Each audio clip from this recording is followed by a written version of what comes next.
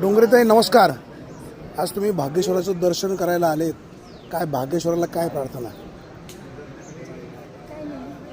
वारुळवाडीचा विकास व्हावा. जे हे जिल्हा परिषद पंचायत समितीच्या निवडणुका लागलेल्या आहेत, जे कोणी उमेदवार असतील.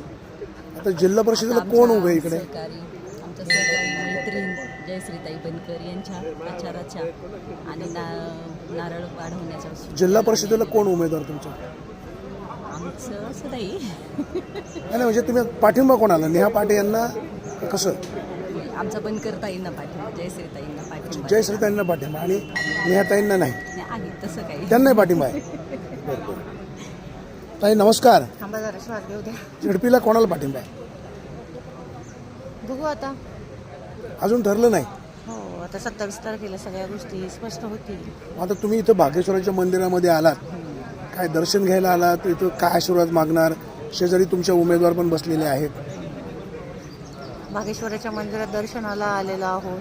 शेजारी ज्या माझ्या उमेदवार आहेत त्या वारुळवाडी गणागटातनं पंचायत समितीच्या अधिकृत उमेदवार आहेत. सर्वप्रथम त्या माझ्या भगिनी आहेत आणि त्यांच्यासाठीच आम्ही खरं तर आलेलो आहोत. आमच्या भगिनींचं वारुळवाडी ग्रामपंचायतला. जिल्हा परिषदेला कोणाला पाठिंबा?